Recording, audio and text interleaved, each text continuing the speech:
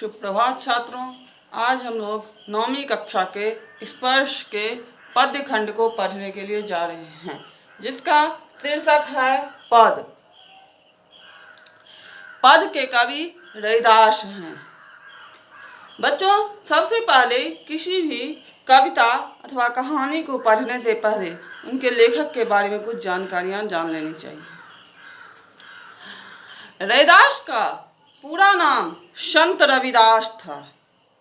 इनका जन्म सन 1388 ईस्वी में तथा मृत्यु 1518 ईस्वी में काशी में हुआ था।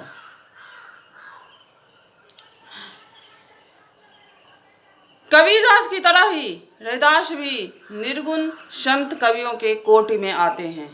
ये मूर्ति पूजा तथा तीर्थ यात्रा के सख्त विरोधी थे। इनका उन दोनों चीज़ों पर विश्वास नहीं था। वे आपसी भाईचारे को ही सच्चा धर्म मानते थे। इनके 40 पद सिखों के पवित्र धर्म ग्रंथ गुरु ग्रंथ साहब में भी सम्मिलित हैं, जिनके 2 पद आज हम लोग पढ़ने के लिए जा रहे हैं। इसका पहला पद है,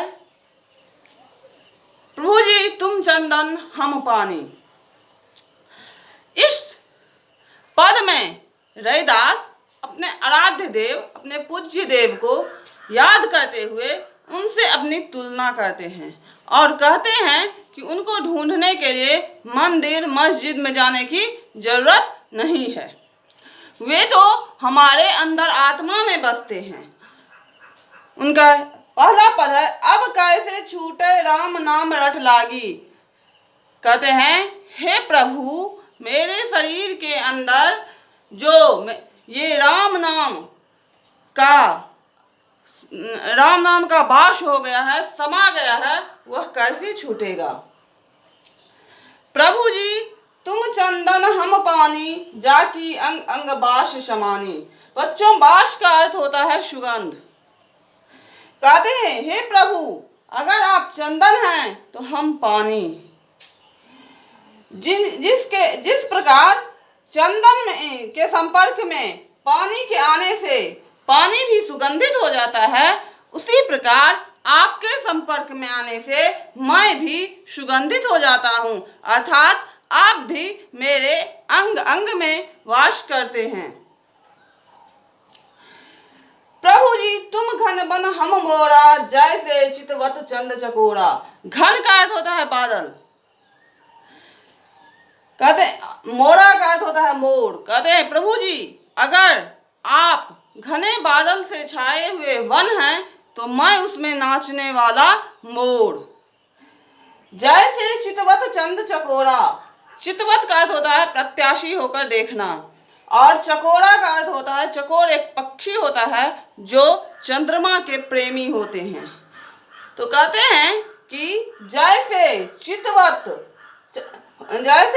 चंद चकोरा, जैसे चकोर पक्षी जो है वह पूर्णिमा की चांद की प्रतीक्षा करता रहता है, वैसे ही मैं आपका दर्शन करने के लिए तरसता रहता हूँ।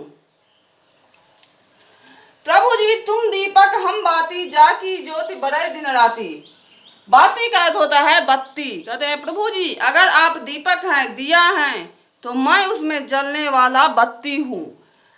जिसकी ज्योति का अर्थ होता है ज्योति, प्रकाश। बड़े का अर्थ होता है जलना, जिसका प्रकाश दिन रात जलता रहता है, अर्थात जिस प्रकार बाती का दिए के बिना कोई अस्तित्व नहीं होता है, वैसे ही आपके बिना मेरा भी कोई अस्तित्व नहीं है। प्रभु जी तुम मोती हम धागा, जैसे सोना ही मिलत सुहागा। कहते हैं, प्रभु जी आप अगर मोती हैं तो मैं उसमें पिरोया हुआ धागा हूँ। जैसे सोना ही का अर्थ होता है सोना में, और सुहागा का मतलब होता है एक प्रकार का ये क्षार द्रव्य है, जिसको सोना में मिलाने से सोना में चमक आ जाता है। तो कहते हैं कि जैसे सोना ही मिला तो सुहागा, जैसे सोना में सुहागा के मिलने से चमक आ जाती है, वैसे ही आपके स्नेह से मैं भी चमक जाता हूँ, आपके संपर्क में आते ही मैं भी चमक जाता हूँ। प्रभु जी तुम स्वामी हम दासा, ऐसी भक्ति करे रह दासा। हे प्रभु आप मालिक हैं और मैं आपका दास हूँ। ये दास रैदास जो हैं आपके दास, वे ऐसी विनती कर रहे हैं।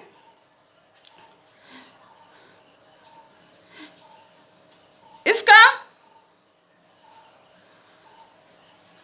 दूसरा पद है, इस पद में भगवान की उदारता, कृपा और उनके समदर्शी स्वभाव का वर्णन किया गया है। समदर्शी का अर्थ होता है समान दर्शन, यानी वो सभी को समान रूप से देखते हैं। तो कहते हैं ऐसी लाल तुझ बिन कौन करे। लाल का अर्थ यहाँ पे प्रभु है। तो कहते हैं हे प्रभु आपके बिना ऐसा काम और कौन कर सकता है। गरीब निवाज गोसैया मेरा माथे छत्रु धरे। गरीब निवाज का अर्थ होता है दया करने वाला, गरीबों पर दया करने वाला।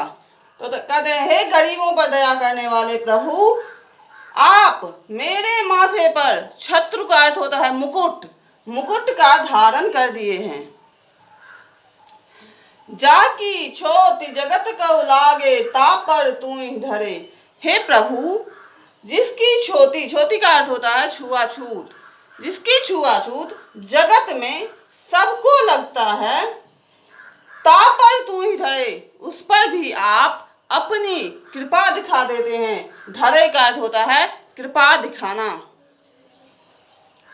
नीचों ऊंच करे मेरा गोविंदो काहुते न डरे। नीचे जात के जो लोग हैं उन्हें भी ऊंचे स्थान दे देते हैं, उनका भी सम्मान करते हैं। हे मेरा गोविंद आप किसी से नहीं डरते हैं, आप सभी को समान दर्जा देते हैं। नामदेव कबीर तिलोचन साधना सैन उतरे। नामदेव कबीर तिलोचन साधना सैन, ये सब संत थे। कहते हैं कि ये सारे संत आपके ही नाम जपने से तर गए, उनका उद्धार हो गया। तरे का अर्थ होता है उद्धार होना। कहते हैं ये सारे संत जो हैं वे आप ही के नाम से जपते जपते उद्धार हो गए। कही रविदास सुनहु रे संतों हरि जीव की सभे सरे। सभे सरे का अर्थ होता है सब कुछ करने में सक्षम। का अंतिम पद में रविदास कहते हैं कि सुनो रे संत, ये रविदास कह रहा है कि ये हरि जीव का अर्थ होता है हरि जी, यानी प्रभु सब कुछ करने में समर्थ हैं, वे सब कुछ कर सकते हैं।